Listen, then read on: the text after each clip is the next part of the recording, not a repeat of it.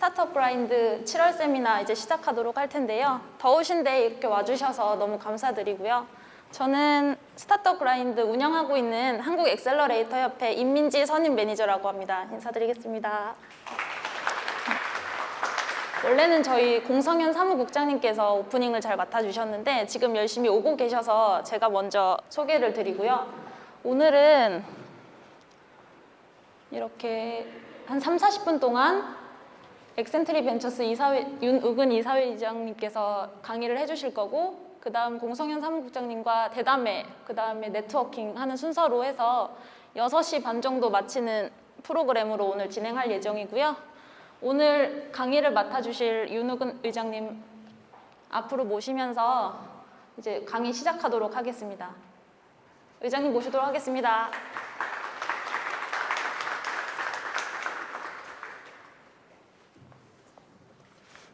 네, 반갑습니다. 윤우근입니다.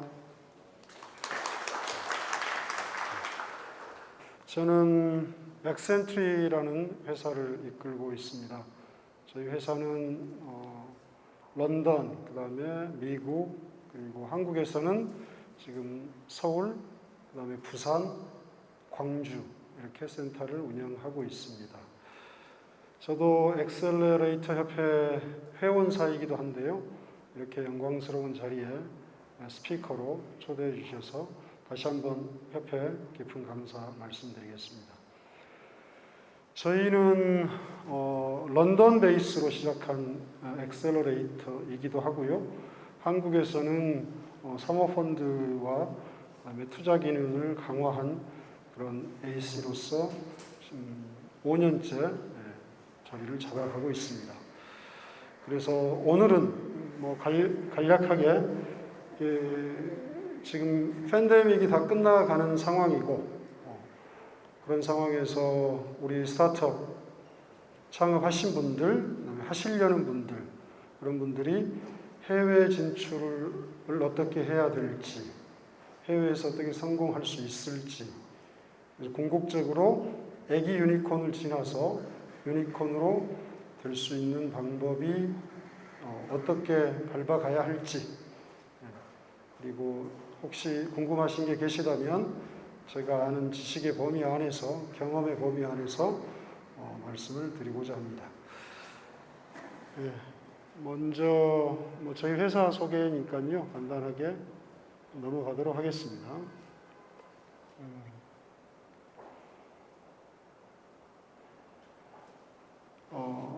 여러분께서 해외 진출을 염두에 두고 계시기 때문에 해외 진출하실 때 있어서 가장 중요한 게 뭐일 것 같습니까? 해외 진출에서 가장 중요한 것은 핵심 기술입니다. 핵심 기술. 신박한 기술이 있어야 되는데 반드시 IP로 보호받고 있어야 합니다. 내리고 가겠습니다. 아무리 신박하고 기발한 아이디어, 기술을 가지고 있더라도 그게 만약에 글로벌 IP 보호를 받지 못한다면 그거는 시장에 내놓자마자 사장되겠죠. 가라앉겠죠. 그래서 가장 중요한 게 핵심 기술입니다. 그 다음에 두 번째가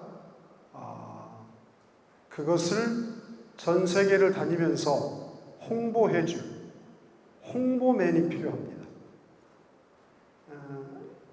1인 창업이 그래서 힘든 겁니다. 성공할 가능성도 낮고요. 그래서 좋은 팀을 꾸려서 그 팀끼리 창업하신 분이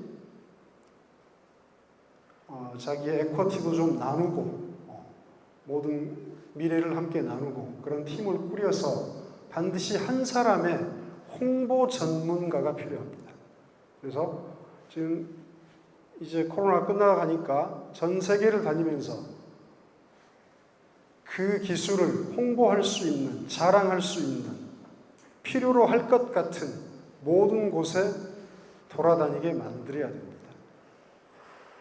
그 다음에 세 번째, 그런 것들을 하기 위해서는 대표와 그 홍보 전담 두 사람은 최소한 언어가, 특히 영어가 어느 정도 되어야 합니다.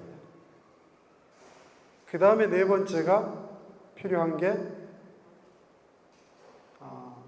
현지에 있는 동양인, 한국인 그런 단체, 모임에 반드시 모임을 찾아야 하고 그 모임의 일원이 되어야 합니다.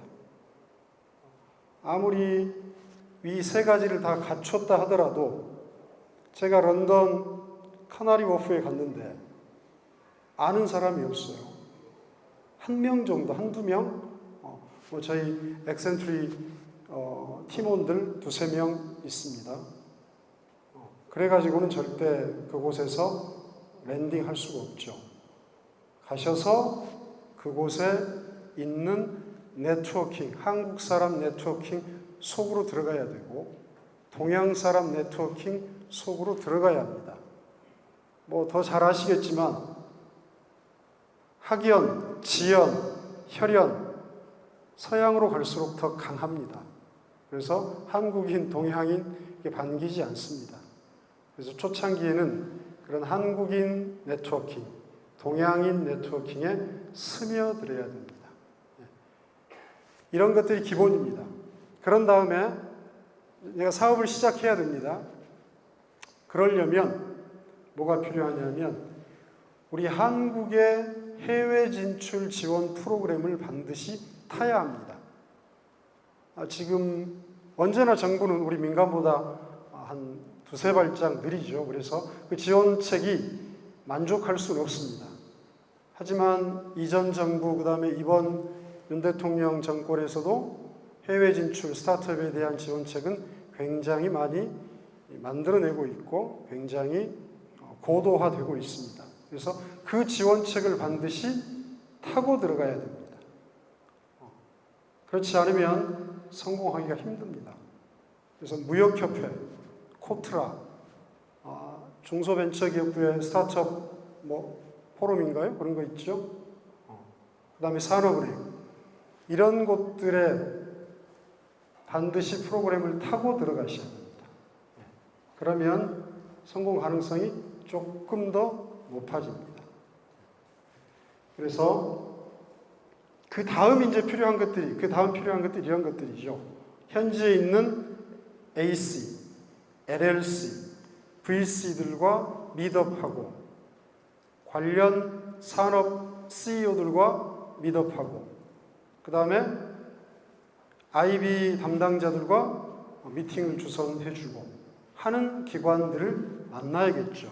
그러니까 여기에 있는 지금 현지 멘토다, 창업기관, VC, 협업 프로그램 이런 것들은 금방 제가 말씀드린 4가지, 5가지 정도가 세팅이 된 다음에 그 다음에 일어날 일입니다.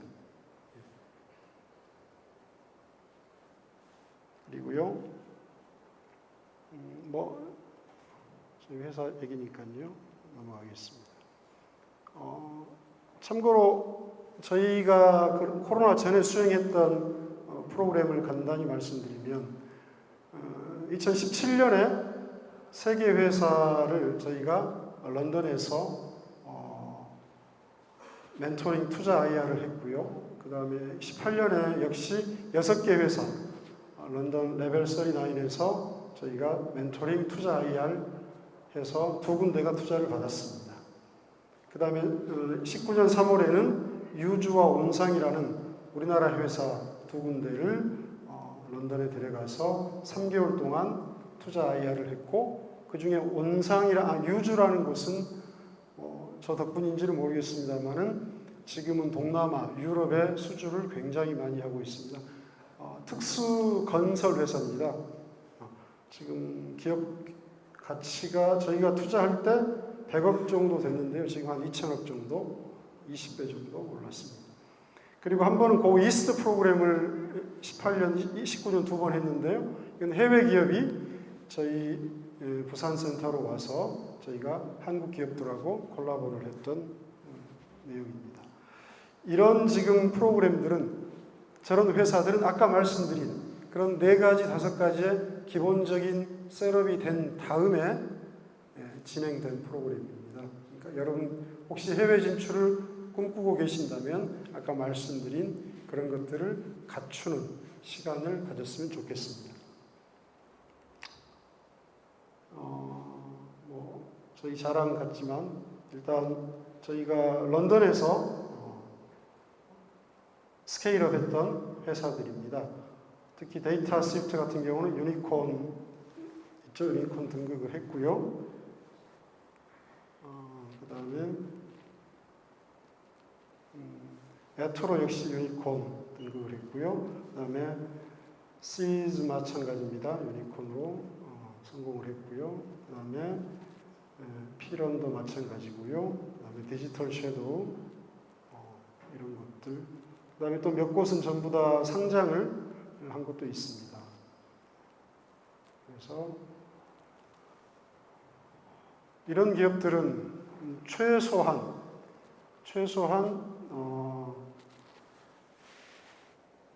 4년에서 5년 아까 말씀드린 핵심 기술, 혁신 기술, 글로벌 IP로 보호받는 그 기술 한 가지 이상을 가지고 그 다음에 CEO, 창업자와 함께 지분도 나누고 생각도 나누고 미래도 나누는 그런 파트너, 홍보 파트너 한 명 이상이 있고 그리고 말씀드린 그런 네트워크, 관계 속에서 잘 스며들어서 성공한 회사들입니다. 이건 저희 프로그램입니다만은 해외 진출 프리-고 웨스트 프로그램이죠. 그래서 저희가 2주 12회 교육을 저희가 런던이나 그다음에 부산이나 서울에서 하고 있는데요. 특별한 건 없습니다. 특별한 건 없는데 단지 보시면 데이 8일째 보시면 이제 잠재적 고객과 미팅을 반드시 하게 합니다. 그래서 미래에 내 커스터머가 될지 바이어가 될지 아니면 동업자가 될지 모르는 그런 사람들의 니즈를 꼭 파악을 해야 됩니다. 우리 회사에서 우리끼리 직원 5-6명 모여서 아무리 떠들고 아무리 브레인스토밍 해봐도 그거는 공연불이죠. 누가 알아주지 않으니까. 그래서 잠재적인 고객과의 미팅을 꼭 해야 됩니다. 국내에서도 그건 마찬가지입니다. 그럴 기회를 잡지 못한다면 여러분의 기투자사에게 요청을 하시고 그래도 안 된다면 친구, 사돈네 팔촌까지 다 뒤져서 유관 회사를 하나 찾아서 거기 가서 미팅을 꼭 몇 번씩은 해보셔야 합니다. 그 다음이 데이 11, 11일째 한번 보시면 에듀테크 서밋인데요. 이 기업은 아까 온상이라는 에듀테크 기업입니다. 그래서 거기에 역시 런던에 있는 대표들 모아서 저희가 미팅을 또 한번 가졌던 그런 프로그램입니다. 그래서 다시 말씀드립니다만은 여러분께서 국내든 해외든 조금 더 현실을 파악하고 우리 회사가 어떤 점이 부족한가, 어떤 점을 보완하면 좋을까, 아니면 어떤 점이 장점인데 살려갈까, 그거를 아시려면 반드시 잠재적 고객 기업과의 만남이 반드시 필요합니다. 그 다음에 16주 원래 저희 프로그램이 고 웨스트하고 고 이스트가 있습니다. 외국 기업들이 한국에 진출 혹은 동양에 진출하고자 할 때 도움을 주는 프로그램. 그 다음에 한국 기업들이 해외에 가려고 할 때 도움을 주는 프로그램. 이렇게 되어 있는데 통상 12주짜리, 10주짜리, 16주짜리가 있는데요. 지금 16주 프로그램이 저희의 전반적인 프로그램입니다. 그래서 16주 프로그램을 마치고 나면 마지막 최종 IR을 하고요. 보통 6-7개 기업 가운데 한 곳 정도는 투자 제안을 받습니다. 투자 제안을 받습니다. 그렇게 만들어드립니다. 글로벌 스탠다드를 만들어드립니다. 여러분 다 아시겠지만 삼성전자나 SK 하이닉스의 1차, 2차 밴드가 되려면 어떻게 해야 됩니까? 한 6개월에서 1년간 삼성의 담당 직원이 우리 회사 직원들과 모든 걸 뜯어 고치죠. 모든 문화, 서류, 회계, 법률 모든 걸 다 뜯어 고칩니다. 삼성에 맞추죠. 그래야 삼성이 2차 벤더가 되고 그 관문 플러스 기술력을 넘어서야 1차 벤더가 되죠. 하물며 국내 대기업 1, 2차, 3차 벤더가 되려 해도 그런 과정이 필요한데 해외 진출하시려는데 그런 준비가 안 되면 아예 생각도 말아야 됩니다. 생각하실 필요가 없습니다. 그러니까 그런 글로벌 스탠다드를 갖추셔야 됩니다. 그러기 위해서는 아까 다시 말씀드립니다만은 글로벌 IP로 보호받는 핵심 기술, 그 기술을 완벽하게 설명할 홍보 담당 꼭 필요합니다.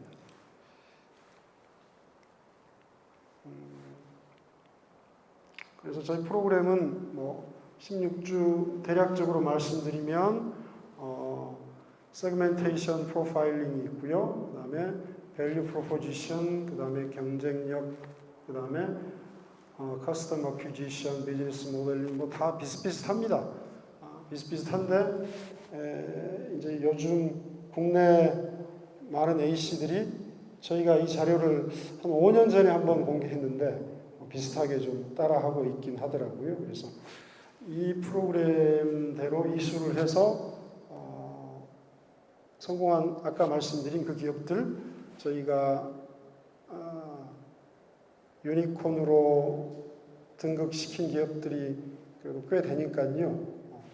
그런 기업들이 탄생했습니다. 이제 구체적으로 첫 번째 1주부터 4주차에 대한 내용인데요. 이거는 나중에 혹시 해외 진출 정말 하셔야 되겠다. 그 다음에 아까 말씀드린 그런 기본적인 준비가 됐을 때 오시면 제가 이건 대략적인 건데 훨씬 더 디테일하게 저희 프로그램을 타지 않더라도 제가 여러분에게 나눠드리도록 하겠습니다. 그 다음에 다음번 마찬가지입니다.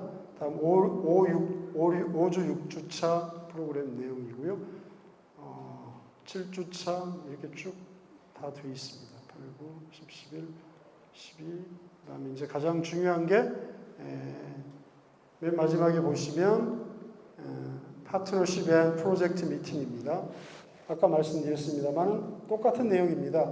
가장 나의 고객이 될 잠재적 기업들, 고객들과의 만남, 거기에서 설득, 그리고 거기에서 부족한 점에 대한 보완, 이런 작업을 거쳐서 최종적으로 투자 기업으로 선정이 됩니다. 아까 말씀드린 것처럼 6, 7개 기업 가운데 1개 정도는 지금까지 모두 글로벌 IB로부터 투자를 받았습니다. 그래서 저희 프로그램은 대략 이 정도라는 건 말씀드리고요. 이건 이제 10주짜리 프로그램이고요. 그래서 이 정도로 저희 회사에 대한 간단한 설명, 그리고 해외 진출하실 때 필요한 한 4대까지, 그리고 여러분께서 그런 마음을 가지고 계신다면, 그런 꿈을 가지고 계신다면 저희가 언제든지 저희 회사가 공헌할 수 있는 기회를 드리겠습니다. 그 다음에 덧붙여서 창업해야 되는가? 나는 사업가로서 성공할 수 있을까? 아니면 나는 왜 창업을 해야 하는가? 그리고 나는 어떻게 유니콘 기업의 CEO가 될 것인가에 대한 설명을 간단하게 좀 드리겠습니다. 다 아시는 내용입니다. 대졸 이상 취업률이 갈수록 떨어지고 있습니다. 2021년에는 아마 아직 통계가 안 나왔는데 65% 이하일 겁니다. 그리고 취업률 누적을 보시면 슬픈 얘기죠. 전부 의학, 공학 이쪽이 압도적으로 높습니다. 그 다음에 연도별 취업 준비생 역시 인구는 줄어드는데 갈수록 취업 준비생은 늘어나고 있는 상황입니다. 일자리 형태에도 공공 민간 부분이 있는데 지속 가능 일자리에서는 공공 부분이 86.2%, 민간은 66.3%. 언제 잘릴지 모른다는 거죠. 공무원 신규 채용 인원도 역시 갈수록 늘고 있습니다. 특히 지난 문재인 정권에서 좀 더 늘었죠. 이번 정권에서 좀 줄인다니까 그래도 공공 부분의 인력은 어느 정도 유지는 되겠죠. 조기 퇴직자, 정년 퇴직자 추이 갈수록 높아집니다. 연도별 취업자 수는 예측한 겁니다. 보시면 2020년부터 지표가 100 이하로 떨어집니다. 아주 슬픈 얘기죠. 그래서 2024년이 되면 저런 비극적인 현상이 일어납니다.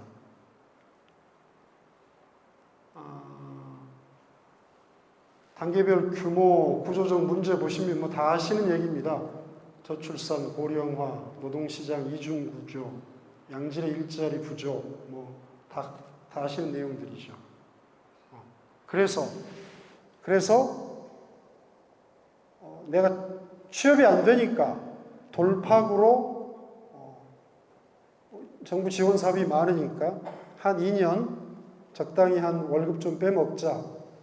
그런 돌파구로 창업을 하시려면 절대 안 됩니다. 반드시 실패합니다. 그래서 제가 돌파구라는 표현을 했습니다만은 그 돌파구는 그냥 2년, 3년 취업을 준비하는, 연명하는 기간으로서의 돌파구가 아니라 이면 애기 유니콘, 1000억 규모, 1조 규모 유니콘으로의 돌파구를 만들자. 이런 얘기입니다. 유니콘의 뜻은 다 알죠. 우리나라가 지금 올 상반기에 23개로 늘어났습니다. 23개까지 늘어났습니다. 그런데 유니콘 하나가 우리나라 중견기업 1개, 약 1,300에서 1,500명의 고용 창출 효과가 있습니다. 근데 우리나라 유니콘은 23개 가운데요, 20개 정도가 외국 자본이 다수를 차지하고 있습니다. 순수 국내 토종 자본으로 만들어진 유니콘은 2개, 3개 정도밖에 안 됩니다. 그 이유는 여기 나와 있습니다만은 한국은 15개, 이거는 CB 인사이트 기준이고 23개는 우리나라 중기청 기준입니다. 보시면 전 세계 유니콘 기업은 주로 헬스케어, 전기차, 빅데이터, 바이오, 핀테크, IoT가 주류를 이루는데요. 우리나라는 수요산, 숙박, 그렇죠? 여기어도 이번에 올라갔다면서요, 유니콘으로. 배달, 의류가 2개인가 3개인가 올라갔죠. 게임, 전자상거래, 핀테크, 이런 것들이 주류입니다. 그래서 지금 글로벌 유니콘의 분야에 우리나라와 겹치는 것은 핀테크 정도밖에 없습니다. 그렇죠? 그래서 다시 말씀드리면 기회가 그만큼 많다는 거죠. 지금 국내에서는 수요산업 중심에, 플랫폼 중심에, 그 다음에 게임이나 전자상거래 중심에 유니콘만 배출이 됐는데 저런 분야들, 헬스케어, 전기차, 빅데이터, 바이오, IoT 쪽이 대세라는 얘기잖아요. 1170곳 가운데 저런 곳이 대부분이니까. 그렇다면 우리에게도 저런 분야에서 얼마든지 기회가 있다. 이런 말씀을 드립니다. 플랫폼, 이제 더 이상 유니콘, 애기 유니콘 성장하기 쉽지 않습니다.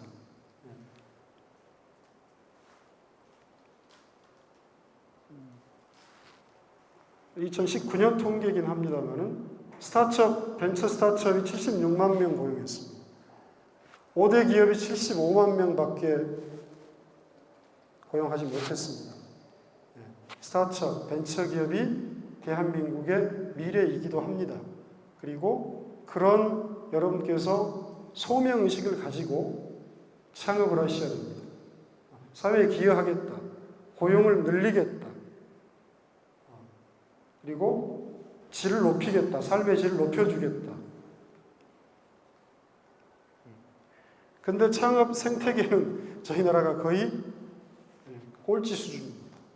그리고 네거티브 규제 좀 심각하죠. 원격 진료 지금 코로나 때문에 한시적으로 하고 있죠. 그 다음에 이동식 반려동물 장례 서비스도 안 됩니다.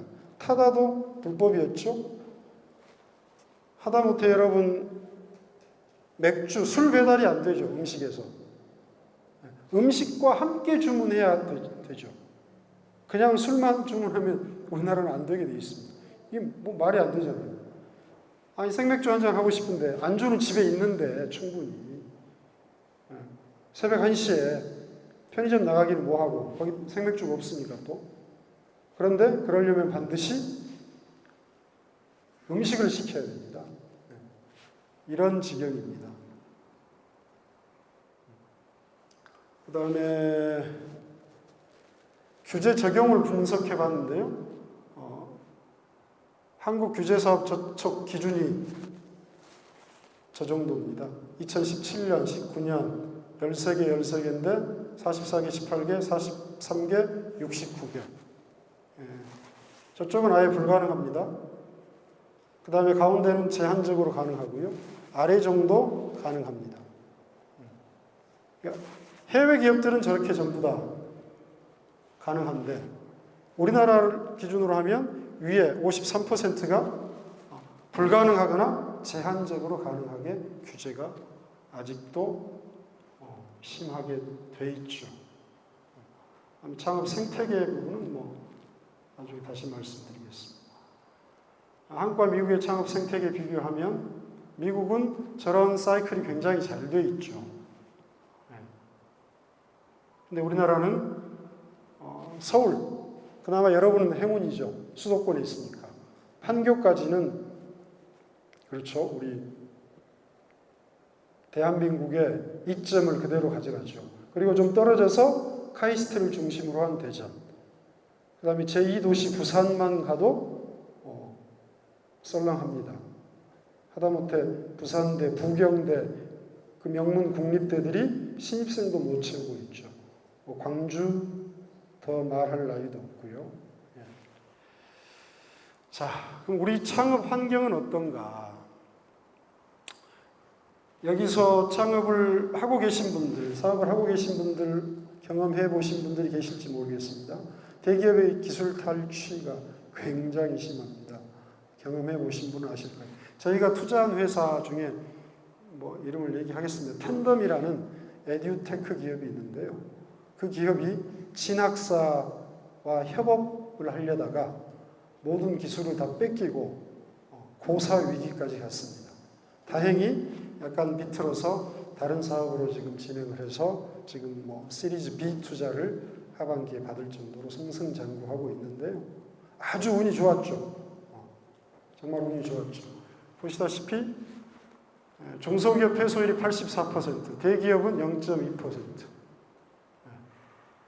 하지만 선진국은 저런 약자 보호 시스템이 마련되어 있습니다.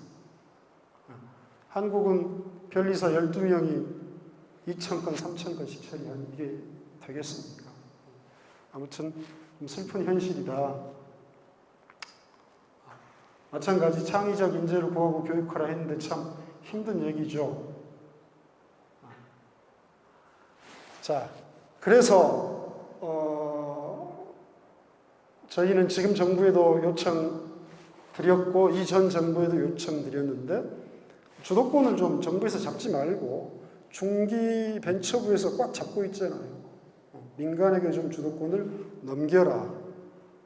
여러분께서도 저런 의견을 자주 좀 표출을 해주셔야 됩니다. 현장에 계신 분, 저희 같은 투자 사이드에서 아무리 얘기해봤자 진의 이익을 위해서 저러나 이렇게 생각하거든요. 그러니까 실제로 창업 현장에 계신 스타트업, 벤처기업 하시는 분들이 목소리를 높여주셔야 됩니다. 그 다음에 많이 성장했죠. 0.05%에서 0.28%까지. 2019년은 좀 떨어지긴 했어요. 0.22%로 좀 떨어지긴 했는데, 그래도 역시 여전히 GDP 대비 벤처 투자 금액 비중이 좀 낮다. 근데 박영선 장관이 계실 때, 그 양반 제가 뭐 얼굴밖에 모릅니다만은 굉장히 좀 스케일업 됐죠. 벤처 투자가 활발하게 활성화됐습니다. 4천억을 2019년에 찍었다가 작년에 4조를 작년에 7조 6천까지 성장했습니다. 다시 말씀드리면 여러분께서 조금만 노력하면 가져다 쓸 돈이 많습니다. 기회가 많습니다. 조금만 노력을 하시면, 조금만 다듬어 주시면 투자 금액 여전히 한국이 낮긴 합니다만 많이 따라잡고 있습니다. 마찬가지입니다. 글로벌 CVC, 지금 대기업들이 하는 벤처 캐피탈이죠. 보시면 미국 못지않게 국내 CVC 투자 규모도 굉장히 높아가고 있습니다. 맨 오른쪽 그림 4를 보시면 미국 CVC하고 투자 건수 추이, 이것과 가운데 한국 걸 비교해도 손색이 없을 만큼 많이 활발해지고 있습니다. 여기는 특별히 말씀 안 드리겠습니다. 자, 그러면 저희 같은 뭐 AC 겸 저희는 뭐 투자 사이드도 있으니까요. 투자 회사들이 전념해야 가야 할 방향입니다. 저게. 자, 보시면 우버에 대한 투자가 시드 단계부터 150만 달러부터 시작했죠. 4,800만 달러까지 지속적으로 투자를 해줬죠. 에어비앤비 마찬가지, 스냅 마찬가지. 근데 저희 나라는 그렇지 않죠. 눈치 보고 조금 투자하다가 정부에서 압력 넣으면 가까운 우리 뭐라고 합니까, 주니어들이 가까운 회사들 좀 불러서 야, 펀드 100억이고 소진해야 되는데 너네 한 30억, 40억 나눠 가져가라. 이런 식이잖아요.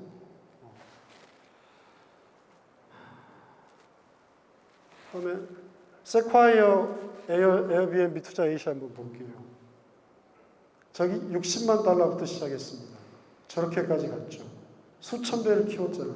그러니까 시드 단계부터 마지막 파이널 단계까지 함께 가는 그런 투자 전략, 그런 투자 정책이 좀 아쉽습니다. 이상 제 말씀 나눈 것 같고요.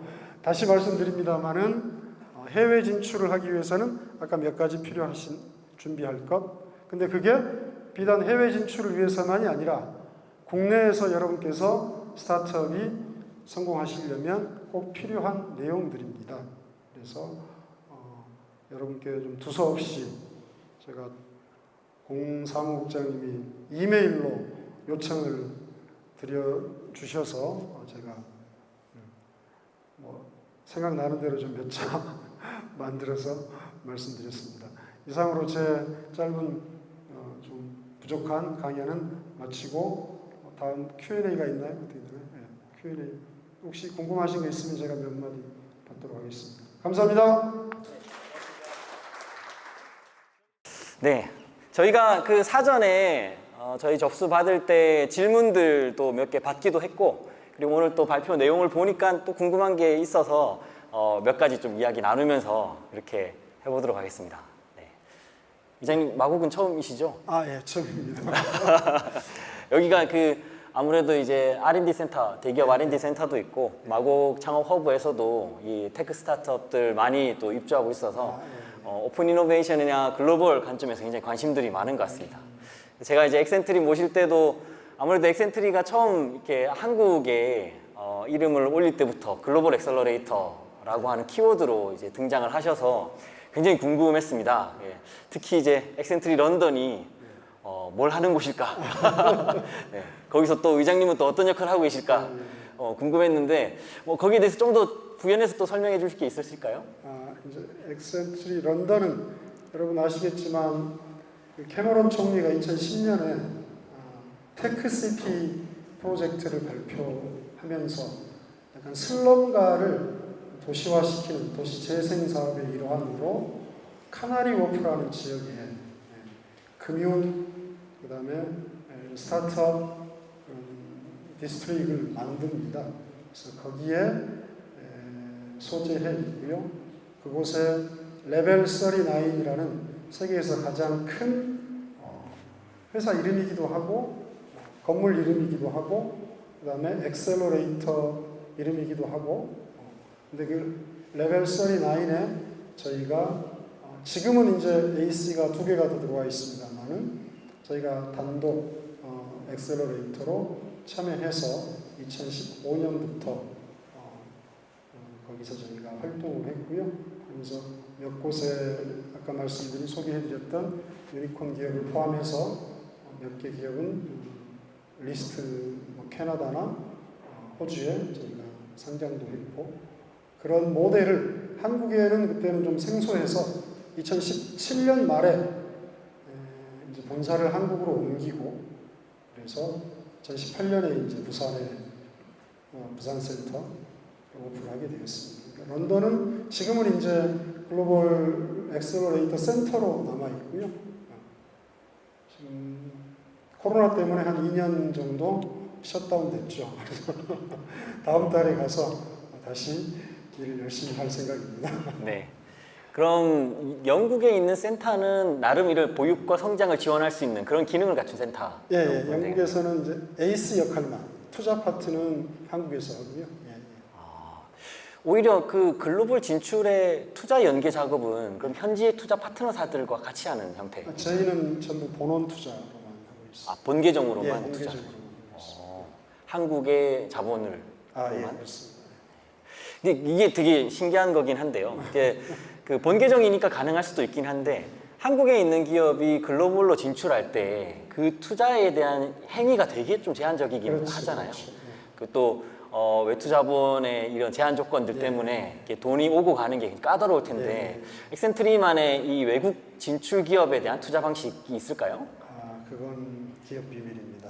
알겠습니다. 네. 좋은 기업은 저희가 지금까지 쌓아온 노하우가 있으니까 얼마든지 투자 지원 가능합니다. 네. 이제 저희가 또 해외에서는 글로벌 신디케이트 펀드도 있긴 한데 저희가 아직 활용하고 있지는 않습니다. 그러니까 법적으로 문제가 될 부분들은 그렇게 피해 갈 수도 있으니까요. 어쨌든 뭐 100% 본계정 투자라고 하니까 네, 투자의 결정은 굉장히 속도감 있게 하시겠네요. 지금 이제 엑센트리에서 로켓단 운영하고 계신데 오늘 그 설명에서는 로켓단 얘기 하나도 안 나와가지고 좀 궁금하긴 했습니다. 이게 실제 글로벌 향을 지향하는 배치 프로그램으로 보이던데 한번 좀 자랑을 좀 해주시죠. 저희 이제 부산 광주에서 운영하는 엑셀러레이션 프로그램 명칭이 엑센트리 로켓단입니다. 로켓단이라는 네이밍은 어떻게 한 거냐면 저희가 이제는 단계를 밟아가는 것도 중요하잖아요. 제조업은 단계를 밟아가야죠. 하지만 지금은 빅 블러 시대잖아요. 경계가 없는 그런 산업, 빅테크 시대지 않습니까? 빅 블러, 빅테크 시대에는 단계를 밟아가면 늦습니다. 중국의 결제 시스템을 보시면 아시잖아요. 현금 거래하다가 지금 다 QR코드잖아요. 그 사이에 있던 우리나라가 겪었던 그런 2개, 3개 단계를 뛰어넘었습니다. 그래서 지금은 그렇게 뛰어넘어야만이 세상에 관심을 받을 수 있고 특히 투자 사이드에 관심을 받을 수 있고 대중의 관심을 받을 수 있습니다. 그래서 그런 기업들을 모으자 아니면 그런 신박한 아이디어가 있는 기업들을 그렇게 만들어주자라는 의미로 저희가 엑센트리 로켓단이라고 명명하게 됐습니다. 로고도 로켓이 발사되는 그런 모습으로 되어 있습니다. 네. 지금 2기인가요? 3기인가요? 지금 부산에서 9기, 아, 9기. 그다음에 광주에서 8월에 10기, 10기. 어이구, 꽤 역사가 있네요. 지금 4년째. 혹시 뭐 자랑할 만한 스타트업 그 배치를 통해서 배출한 좋은 사례라든가. 말씀드린 그 100억 밸류 회사가 2천억 된 회사가 가장 저희 뭐 성공적인 런던 인큐베이션까지 갔다 왔고요. 그 다음에 아까 말씀드린 대기업과 그 분쟁으로 기술을 뺏길 뻔했던 그런 에듀테크 기업도 있고요. 그 다음에 또 뭐 영유아 기업 중에 이제 여러분 영유아 화장품이나 먹거리에 바코드 찍으면 유해 성분을 그 표시해주는 벨업이라는 그런 저기가 있는 회사. 뭐 하여튼 국내에서는 저희가 최근 3개년은 22개 정도 회사에 투자를 했고요. 평균 뭐 한 2억에서 5억 정도 투자를 했고 다 좋은 회사들입니다. 네. 지금 생각나는 건 3개 정도. 네, 고맙습니다. 아무래도 이제 글로벌 스타트업을 지향하는 입장에서 해외 시장 진출의 기대가 클 텐데 팬데믹이 끝나고 난 이후에 어떤 좀 그 전과 후의 상황들이 많이 바뀐 게 있나요? 그렇죠. 그 전에는 해외 여러분 이제 뭐 박람회나 전시회나 컨퍼런스에 가고 싶어도 제품 홍보를 하고 싶어도 갈 수가 없었잖아요. 근데 이제 5월 달부터 저희 해외 진출을 준비하는 기업들이 한 네 군데 정도 되는데 지금 동남아, 유럽 직접 다니면서 IR을 할 수 있게 돼서 그게 가장 큰 이제 다시 돌아온 거죠. 3년 전으로. 물론 이제 지금 다시 또 참고를 하고 있어서 좀 걱정이 되긴 합니다만은 그 줌으로 하는 것은 분명히 한계가 있지 않습니까? 그래서 지금은 어찌 보면 3년 전으로 다시 돌아가서 여러분께서 여러분이 가지고 계시는 그 좋은 제품, 신박한 아이디어를 다시도 혹시 참고를 하기 전에 두세 달 후에 어떻게 될지 모르잖아요. 그래서 이 지금 5월 달부터 한두 달 정도 더 그 시간 동안 여러분이 최대한 잘 활용하셨으면 좋겠어요. 그게 가장 큰 장점이라고 봐야겠죠. 그리고 이렇게 모일 수 있잖아요. 어찌됐든 간에. 그렇죠. 국내에서도 이런 기회가 없었지 않습니까?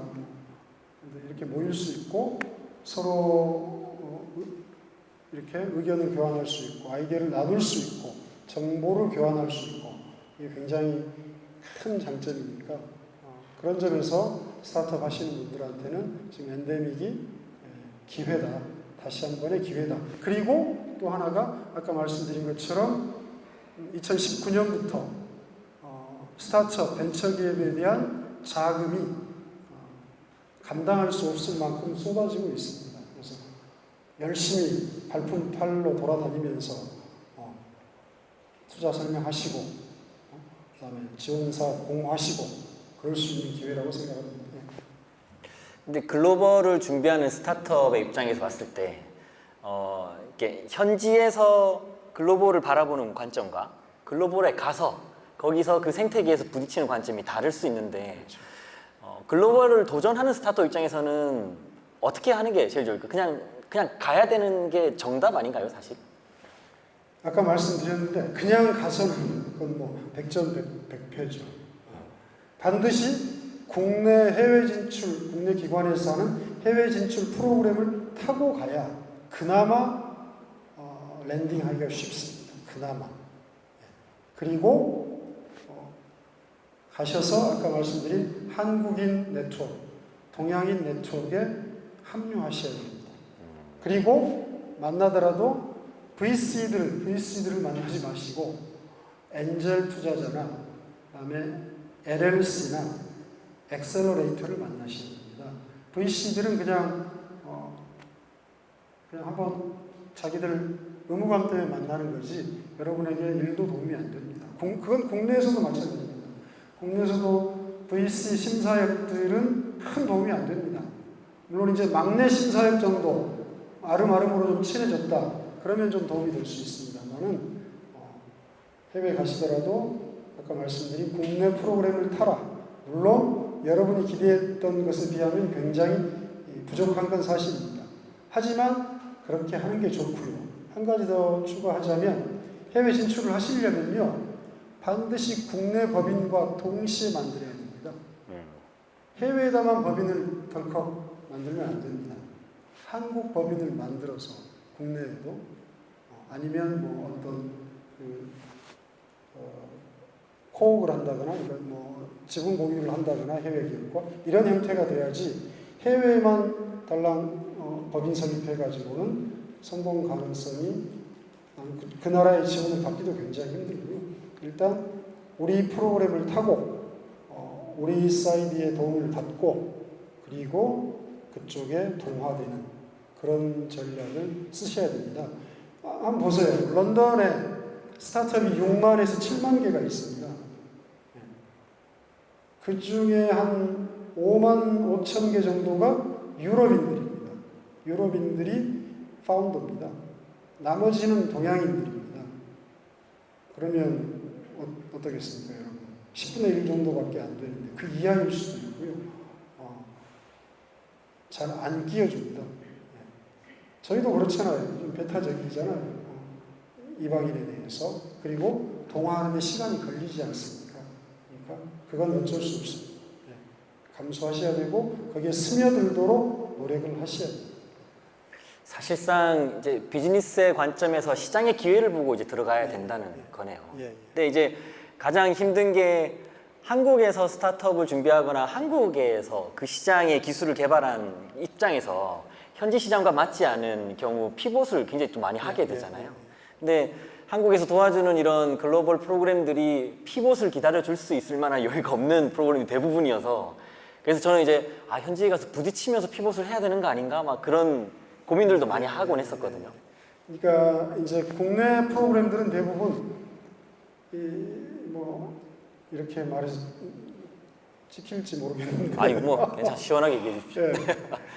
국내 정부 기관에서 하는 프로그램들은 그냥 뭐 예산 소진해야 되고 그다음에 자기 담당자 부처 홍보하기 위한 겁니다. 여러분 성공에 1도 관심이 없어요. 냉정해져야 됩니다.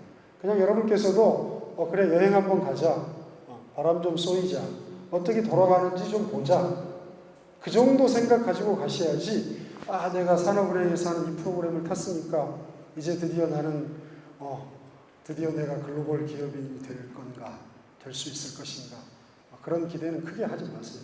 그냥 이런 것도 있구나 그 정도 생각을 하셔야 됩니다. 그 다음에 두 번째 민간 사이드에서도 해외 진출 프로그램들이 요즘에는 많이 있습니다.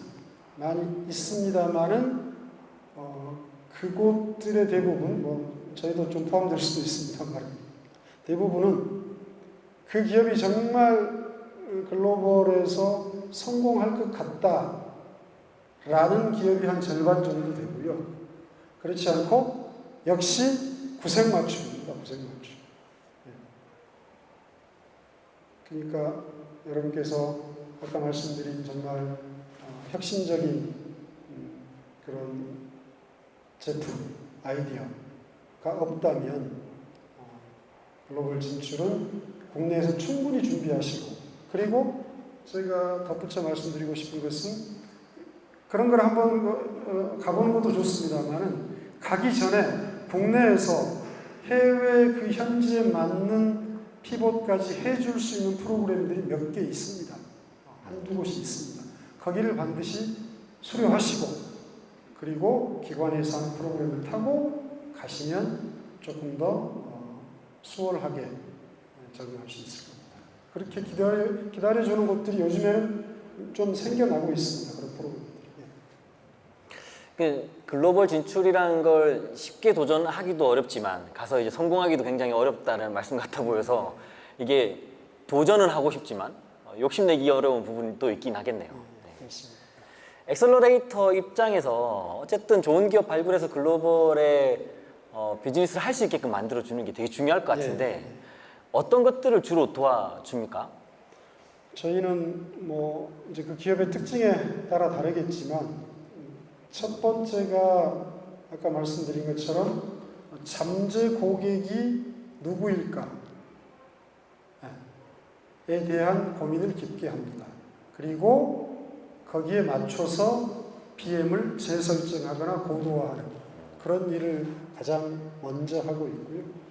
그 다음이 두 번째가 해외 기업 투자자들, 해외 투자자들 관점에서 어떻게 손을 보면, 어떻게 변형을 시켜주면 단돈 몇만 달러라도 투자를 할까? 이 두 가지가 가장 큰 고민이고 이 두 가지를 중점적으로 지도하고 있습니다. 혹시 뭐 여기 오신 분 중에 질문 있으시면 손 들고 편하게 그냥 질문해 주시면 좋습니다. 제가 쭉 이야기를 이끌고 가긴 한데 궁금한 것도 있을 수 있으시니까요. 네. 질문 혹시 지금 질문하실 거 네네. 안녕하세요. 예, 스타트업 엔젤스의 권영석이라고 합니다. 그런 게 아니라 그 해외 진출을 하든 유통으로 성장하기 위한 창업을 하든 창업 초기 내부 인력 문제점에 대해서 고민을 가지고 있는지 그리고 제도 변화가 어떻게 되고 있는지에 대해서 좀 질문드리고 싶습니다. 제도면 제도적인 지원이 현재로서 봐서는 작은 기업의 그냥 창업 고용 지원금 정도로 해결이 되고 있는데 스타트업 기업들은 초기에 모든 기술을 대표 혼자 해결할 수 없으니까 아웃소싱을 준다거나 인력을 고용해도 단지 경력직으로 스쳐 지나가는 인력이 되고 있고 그러다 보니까 또다시 아웃소싱을 주고 뭐 이런 문제점이 반복이 되고 있는데 인력에 대한 제도적인 변화나 아니면 고민을 하고 있다면 어떤 방향으로 가야 되는지 좀 듣고 싶습니다. 그건 어떤 정책적인 파트여서 제가 명확한 답은 드리기 어렵겠습니다만은 이제 그동안 제가 생각했던 생각을 말씀드리겠습니다. 일단 대학생 창업 같은 경우 저희가 졸업을 못하는 경우가 많잖아요. 7년, 8년 걸리기도 하고 그래서 도중에 이제 중퇴하기도 하고 하는데 저희가 지난 정권, 이번 정권에 다 제안을 드렸던 것은 그래서 창업을 하는 학생들에게는 그냥 창업 학점을 주는 거죠. 주게 하는 거죠. 그래서 뭐 전공 분야, 뭐 전공 필수 뭐 이렇게 다 해서 140점 채우는 게 아니라 창업 관련 교육을 이수하게 하거나 창업 관련 활동을 하고 뭐 어떤 과제를 내고 했으면 그거를 점수화시켜서 일단 졸업에 대한 압박감을 없애주는 뭐 그런 것들을 제안을 드렸는데 받아들이지 않으시더라고요. 그래서 일단 그거 그 다음에 인력 부분은 모든 스타트업들이 갖고 있는 고민이라고 생각하는데요. 그래서 저는 인력에 대해서는 제가 칠판 있으면 좀 쓰려고 했는데 왜냐하면 약간 팀 잡스가 되라 저는 항상 이렇게 얘기합니다. 팀 잡스, 잡은 잡다 할 잡자입니다. 뭐 잡학 다시 그 잡자입니다. 그래서 그런 팀인데 뮤턴트들이 많이 모여 있어요, 그죠? 약간 돌연변이 같은 그 분야에 대해서 특화된 거기에 완전 빠져있는 CEO도 그럴 것 아닙니까? 내가 개발자면 그 분야에 대해서 완전히 빠져있잖아요. 그 분야에 대해서 나는 전문가이면서 약간 우리말로 똘고시기도 하고 그렇죠? 근데 혼자만이 그래서는 안 되고 그래서 팀이 필요한 거죠. 그런 사람들이 두셋이 모여서 해야만이 오래가고 성공합니다. CEO 혼자 독불장군은 절대 안 됩니다. 그래서 의사 창업이 언제나 실패율이 가장 높고 그 다음에 공학도, 과학도, 독고 창업이 그 다음으로 실패 확률이 높은 거죠. 그래서 창업을 하시려면 그런 팀을 짜야 되는데 그렇게 그 분야에 홍보면 홍보, 아니면 네트워크이면 네트워크, 기술이면 기술, 거기에 특화된 그런 팀을 잡다 한 사람들로 팀을 짜야 됩니다. 그리고 팀을 짤 때는 반드시 나눠야 됩니다. 지분을 나눠야 됩니다. 조금이라도. 그래야 그게 오래 가지. 그렇지 않으면 오래 갈 수가 없죠. 그래서 이제 또 이건 인력과도 관련이 있을지 모르겠습니다만은 또 이제 뭐 제안을 제가 좀 드렸던 게 뭐냐 하면 창업을 할 때 그런 동업 관계면 뭐 무슨 저희가 컴피티션에서도 가산점을 좀 더 주고 시작과 동시에 고용 창출이 된 거니까 그리고 좀 더 오래 갈 살아남을 가능성이 좀 높으니까 그리고 그렇게 된 스타트업들에게는 대기업과 컨소시엄 어떤 연구 과제할 때 반드시 그런 스타트업을 한 개 이상 포함시키도록 수십억, 수백억 국가 연구 과제 프로젝트를 공모할 때 그러면 이 회사가 좀 오래 갈 수도 있겠죠. 팀도 오래 갈 수 있겠고 그냥 제 혼자 개인적으로 고민해보고 제안해봤던 내용입니다. 충분한 답은 안 됐을 것 같습니다. 죄송합니다. 네, 고맙습니다. 이렇게 스타트업의 인력 구인은 진짜 힘든 영역인 것 같습니다. 사실 투자자의 관점에서 투자를 검토할 때 제일 처음 보는 게 그 창업팀, 창업자입니다. 창업자를 우수하게 보는 이유는 그 사람을 통해서 사람을 모을 수 있다는 거고요. 창업팀을 우수하게 보는 이유는 어쨌든 그 팀이 이 아이템을 실현시킬 수 있다라고 믿는 거거든요. 그렇기 때문에 투자를 하는 건데 뭐 역으로 이제 스타트업 입장에서 대표님이 사람 구하기 힘들어요 라고 한다면 그것부터 해결해야지 스타트업의 성공을 가늠할 수 있는 기준을 만드시는 거다라고 이제 저희가 역으로 얘기를 하곤 하죠. 당연히 힘듭니다. 비즈니스 해서 돈을 버는 것도 힘들지만 그걸 하기 위한 사람 모으는 일은 선행돼야 될 정도로 더 힘든 일이라서 그걸 할 수 있는 사람만이 유니콘으로 가고 큰 기업으로 성장할 수 있는 거라. 네. 제도적으로 반드시 이제 보완은 돼야 될 거고요. 뭐 여러 정책들 많이 이제 만들어지고 있는 걸로 알고는 있습니다. 네. 저희가 스타트업의 관점에서 봤을 때 투자자가 방금 얘기했던 이제 어떤 관점에서 스타트업들을 고르느냐 되게 중요한 부분인 것 같습니다. 아이템이 만약 글로벌 스탠다드에 맞지 않는 혹은 글로벌 시장에 맞지 않고 한국 시장에 특화된 아이템이라 하더라도 글로벌에서의 기회를 충분히 발굴할 수 있게끔 엑셀러레이터를 만들어줄 수 있나요? 그럼요. 그럼 BM 얼마든지 비틀어서 만들 수 있죠. 네. 근데 이게 한국향 아이템이라고 하는 게 사실 굉장히 리스크가 있을 거거든요. 왜냐하면 이게 모든 내용의 면에서 랭귀지부터 시작해서 다 이제 한국향일 텐데 글로벌 향으로 전환한다는 것 자체가 엄청난 리스크를 포함하고 그렇죠. 있지 않을까요? 그 리스크는 그 정도 리스크를 감수하지 못한다면 글로벌 진출을 꿈꾸지 말아야죠, 실은. 근데 이제 뭐 이를테면 배달 문화가 저희 나라에만 있는 거였잖아요. 과거에는 어디에서 음식을 배달해 줬습니까? 아니잖아요. 그런데 저희가 배달 문화가 퍼져서 전 세계가 지금 다 배달 문화를 하고 있지 않습니까? 그러네요. 그러니까 실은 배민이 많이 늦었죠. 상장만 미국에서 했지 실은 유럽 같은 데 먼저 진출을 했어야죠. 그래서 배민을 벤치마크하고 그 다음에 고릴라 같은 것은 물론 유럽에서는 생겼습니다만 벤치마크에서 큰 회사가 글로보라고 있어요. 글로보라는 유럽 배달 대행 회사인데요. 여기도 그 유럽에서는 그런 배달 문화가 없었는데 이 친구들은 고릴라나 대한민국의 배민을 본따서 비틀어서 만들었는데 그 친구들은 음식만 배달해서는 한계가 있다고 봤죠.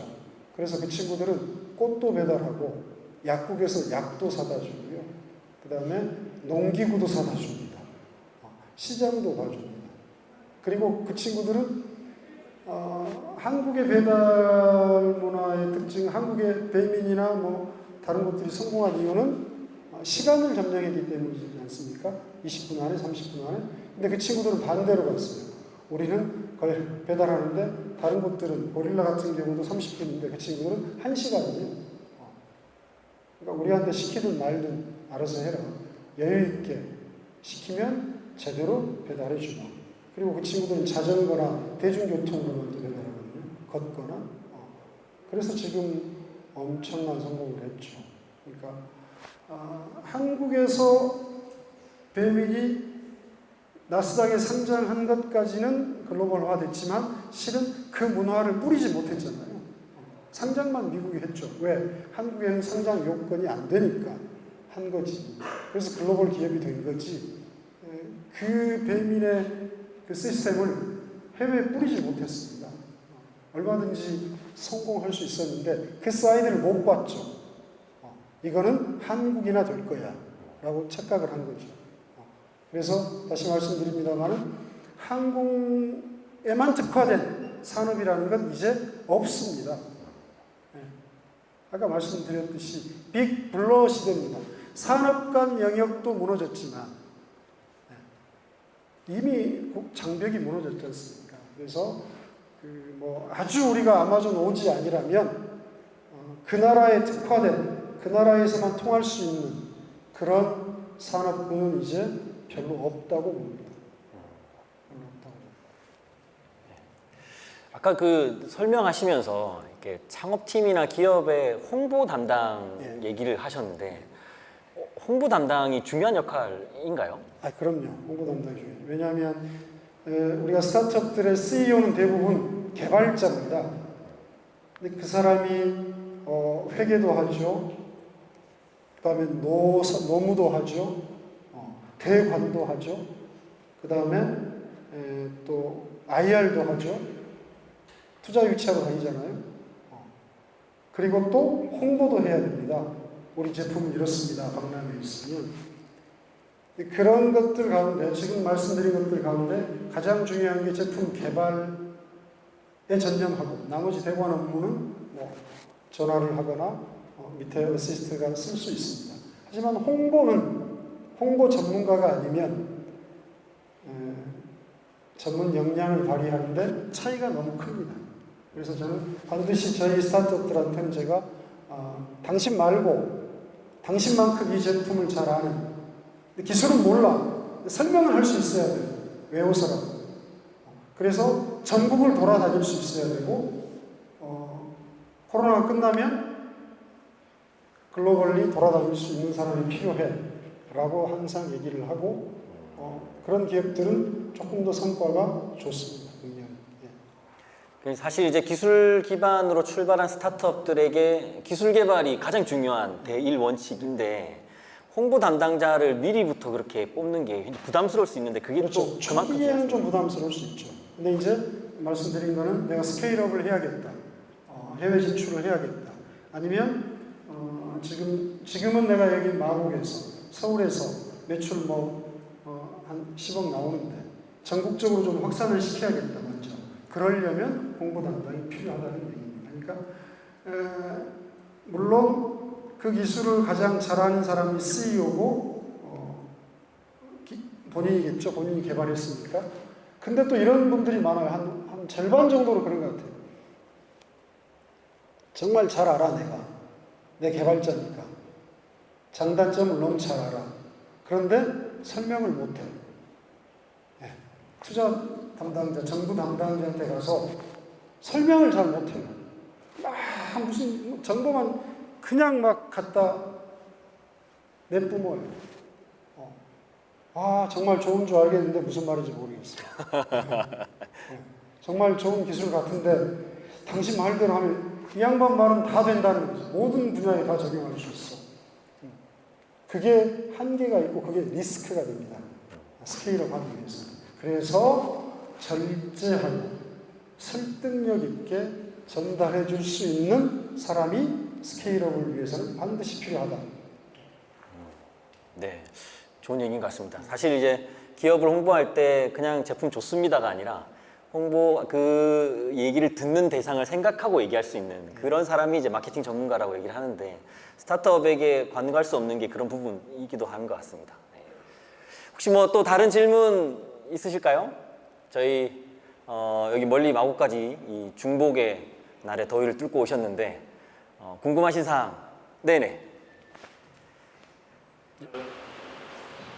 스타트업 한지 한 1년 조금 지났고요. 한국어 교육 앱을 개발해서 지금 MVP 버전이 나와서 서비스를 하고 있습니다.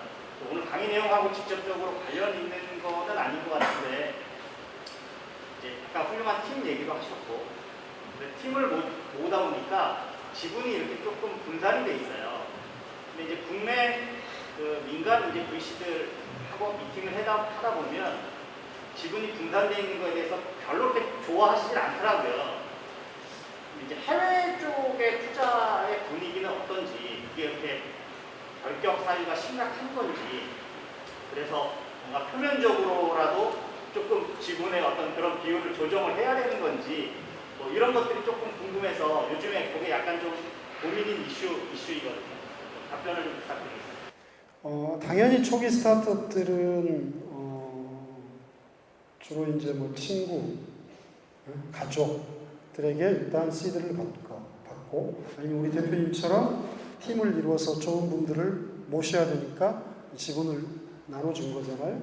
근데 제 관점, 제가 AC가 아니라 투자자 사이드에서 제가 말씀을 드리자면 저는 이렇게 물어보거든요. 이분들이 회사에 근무하시는 분들인가?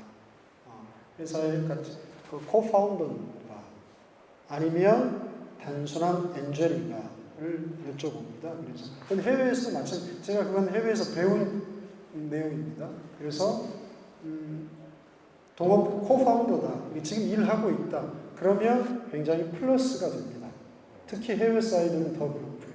국내에서도 제대로 된 VC라면 만약에 코파운더다 그러면 더 긍정적으로 보는 부분들이 더 많습니다. 이제 그게 뭐 경영권을 위협할 정도 67.4%를 초창기에 가지고 계셔야죠. 그렇죠? 나중에 그 이하로 나눠져 있다면 그렇다면 그리고 그분들이 코파운더다 그렇다면 오히려 플러스는 될 겁니다. 특히 해외 사이드에서는 더더욱 그렇습니다. 주주의 구성의 주요 인력이 주식을 같이 쉐어하는, 그래서 이제 같이 파트너로서 활동할 수 있는 분이라면 분명히 좀 좋은 영향을 미칠 수 있는데, 저는 잘 모르겠습니다. 이게 결국 우리나라의 VC들 관점에서 봤을 때 대주주의 영향력을 굉장히 크게 보잖아요. 특히 CEO가 그렇죠. 어느 정도 회사를 통제할 수 있는 권한이 있어야 된다라고 하는 국내 VC의 관점이 많이 좀 이렇게 우리 스타트업 대표님들한테 주입이 되고 있는 게 아닌가라는 생각은 듭니다. 맞습니다. 그런 부분들은 아마 조금씩 지금은 이제 뭐 네이버나 카카오 같은 그런 VC에서는 그런 쪽으로 요즘 보지 않는 경향이 좀 늘어나고 있거든요. 그러니까 그거는 크게 염려 안 하셔도 될 겁니다. 네. 또 질문이 있으실까요? 네네.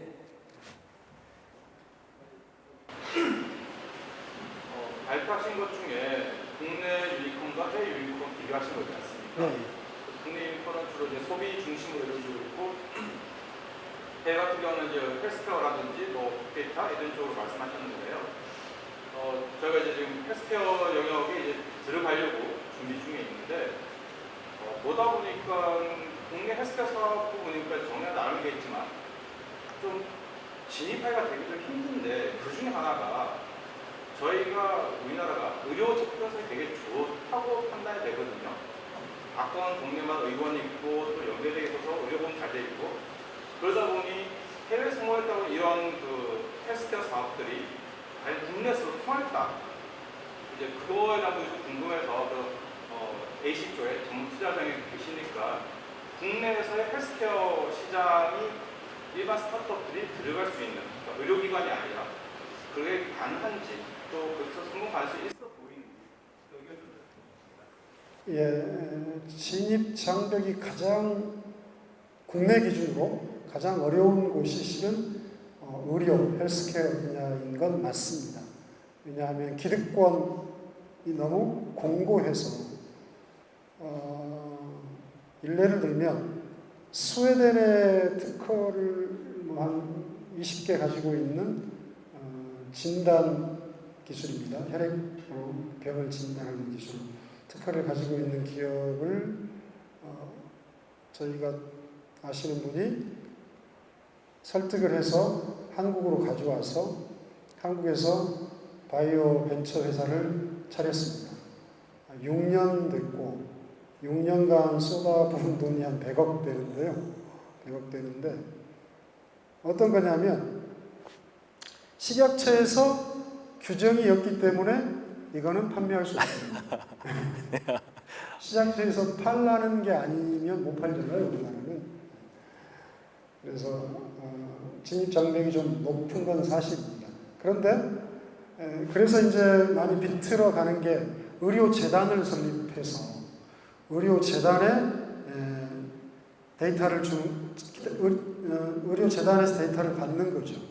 그리고 자회사 관계로. 그래서 이 회사가 이제 헬스케어 회사가 되고 이 회사를 상장을 준비하는 곳이 저희가 지금 PM을 설정해 준 게 한 3군데 정도 되는데요. 의료재단이나 의료기관과 원바디가 되면 쉽잖아요. 그러니까 그런 방향을 한번 고민을 해 보시거나 아니면 지금 이번 정권에서는 어찌됐든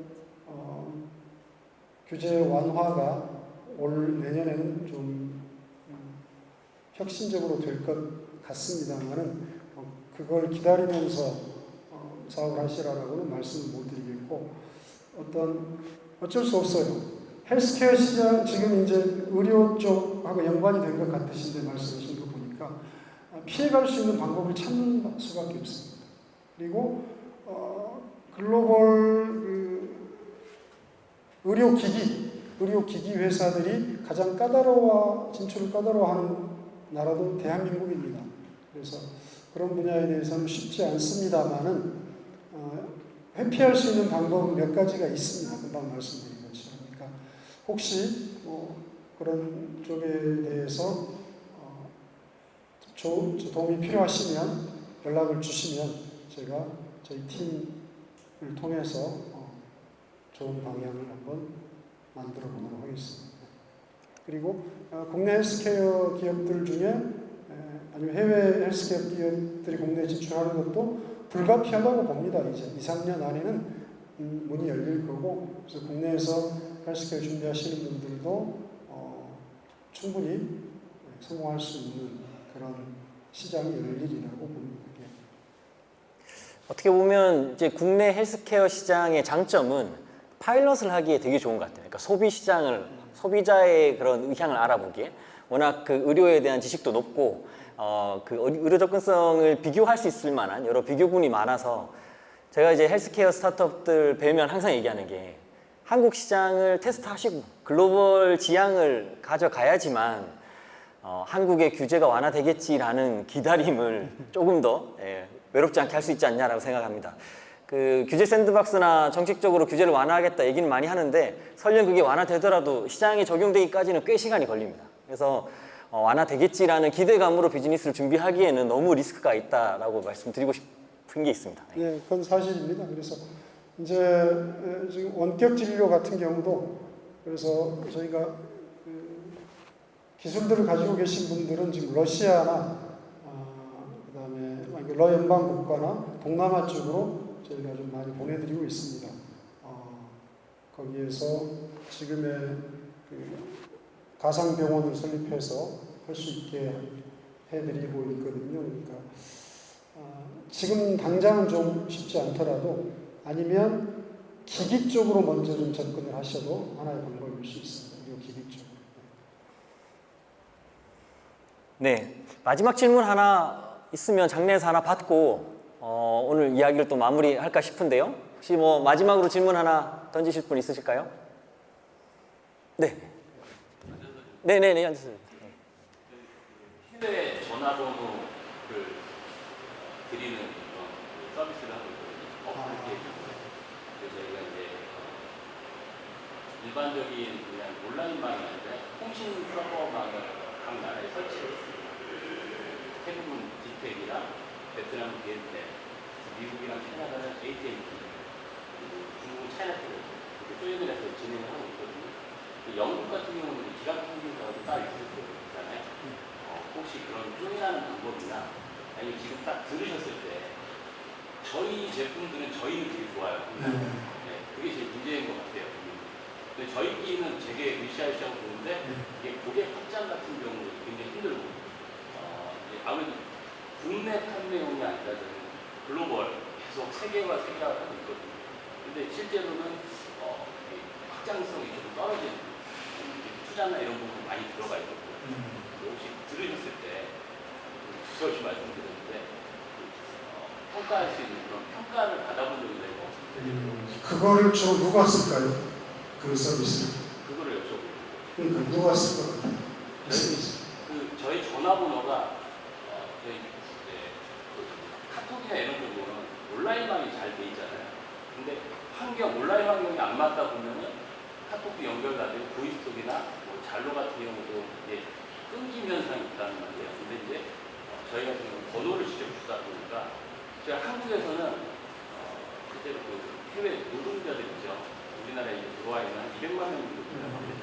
그 노동자들에게 어느 정도 이제 뿌려서 어느 정도 사용을 하시게끔 하려고 했었는데 들어오기 전부터 그런 거는 통신 쪽은 다 라인이나 이런 거를 통해서 가지고 들어오더라고요.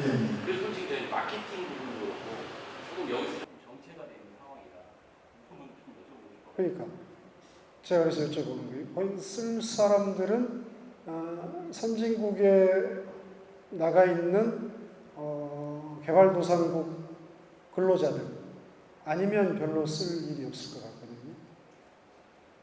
그렇지 않을까요? 네. 잘로 같은 경우도 저도 깔려 있습니다만은 물론 안 틀릴 때도 있지만 그래도 거의 통화하는데 지장이 없단 말입니다. 그렇죠? 그리고 뭐 다른 것도 마찬가지고 뭐 동남아는 라인이 또 워낙 잘 그쪽도 있으니까. 그러니까 저는 과연 그 수요층이 누굴까? 왜 처음에 그러니까 그걸 생각하셨을 때 하셨던 그 수요층보다는 지금 많이 협소해진 거잖아요. 그렇죠? 글쎄요. 영국 사람인 내가 한국에 우리 센터장한테 연락을 할 때 한국에 있는 내 전화번호를 따서 알고 있어서 수첩에 적어서 어디에 메모했다가 전화를 할 일은 많지는 않을 것 같아요. 차라리 그거를 지금 바로 생각은 나지 않습니다만은 그런 지금 네트워크를 다 지금 맺으셨잖아요. 계약을 다 하셨잖아요. 그러면 그거를 다른 방향으로 좀 전환할, 설치할 필요가 있지 않을까 싶은데요. 제가 그걸 정확하게 한번 좀 보고 말씀을 드렸으면 좋겠습니다. 자료를 좀 보고 말씀드렸으면 좋겠습니다. 지금 당장은 과연 수요가 그렇게 될까라는 거. 근데 지금 그런 뭐 비에텔이나 차이나텔레콤이나 이런 곳과 계약을 했다면 굉장히 좋은 지금 결과거든요. 그 계약 자체로는 그렇잖아요. 그거를 좀 다르게 비틀어서 활용해 보면 어떨까. 지금 기존 서비스는 어느 정도 유지를 하면서 얼마든지 변경 가능할 것 같은 생각이 들어요. 좀 찾아보시죠, 같이. 네, 장시간 오늘 스타트업 그라인드 7월 행사 저희 엑센트리 의장님 모시고 윤웅근 의장님 모시고 했는데요. 굉장히 좀 이제 코로나도 끝나고 뭔가 이렇게 막 그 기지개를 펴고 날아가야 될 상황인데 뭐부터 준비해야 될지 모르는 이 혼란한 상황에서 오늘 이야기를 쭉 해주신 거 들어보니까 가긴 가야 될 것 같지만 국내에 하고 있는 여러 글로벌 사업들 많이 좀 챙겨봐야겠다라는 생각도 들긴 합니다. 혹시 뭐 가장 가까이에 스타트업들이 관심 있게 볼 만한 국내 글로벌 지원 사업들 추천해 주실 만한 거 있으실까요? 저희 뭐 엑센트리죠. 아, 네. 글쎄요. 지금 중소벤처기업부에서 하는 그 스타트업 포럼인가 뭐 있죠, 스타트업 네네네. 하나 있고 무역협회에서 하는 뭔지 프로그램 이름 생각이 안 나는데요. 중소벤처기업부에서 하는 그 해외 진출 프로그램과 무역협회에서 하는 두 가지가 저는 제가 언뜻 봤습니다만 가장 훌륭한 프로그램 같아요. 네. 알겠습니다. 뭐 꼭 그 프로그램 아니더라도 글로벌 진출에 고민이 있거나 좋은 아이템인데 한번 좀 검토해줬으면 좋겠다 싶으면 저희 의장님한테 연락을 드리면 예. 네. 영국 시장을 뚫어주시는 걸로. 네. 알겠습니다. 장시간 오늘 강의도 해주시고 이야기도 나누게 돼서 즐거웠습니다. 저희 크게 한번 박수 한번 쳐드릴까요? 네. 감사합니다. 네, 고맙습니다. 수고 많으셨습니다. 네. 스타트업 그라인드 저희 이제 7월 행사 오늘로 마치는데 내일 또 있습니다. 내일은 이제 비대면으로 한국, 싱가포르, 일본 3국이 같이 스타트업 창업 생태계에 대해서 지금 뭐 한참 추워지고 있는 이 글로벌 창업 생태계를 어떻게 극복할지에 대해서 논의하는 이제 패널 토론을 내일 저녁 7시에 진행을 합니다. 스타트업 그라인드 서울 홈페이지에 오시면 비대면 세미나 내용이 올라와 있으니까 한번 들어와서 보시고요. 비대면이니까 뭐 편하게 집에서 접속하셔도 되고요. 8월은 여기서도 물론 8월 하긴 하지만 8월 18일 날 용산에서 글로벌 스타트업 서머 파티를 진행을 할 겁니다. 클럽을 하나 지금 알아보고 있는데 외국인 CEO들과 함께 즐길 수 있는 그런 자리를 또 마련하고 있으니까 계속 관심 가져주시면 좋을 것 같습니다. 물론 8월에도 이 장소에서 또 세미나를 진행을 할 겁니다. 그때는 좀 더 색다른 주제를 가지신 강사님 모시고 진행하도록 하겠습니다. 네, 오늘 뭐 더운 날씨에 여기까지 와주시느라 고생 많으셨습니다. 앞으로 이제 스타트업 그라인드랑 저희 한국 엑셀러드 협회 많이 좀 관심 가져주시고 참여해 주십시오. 네, 고맙습니다. 네, 수고하셨습니다.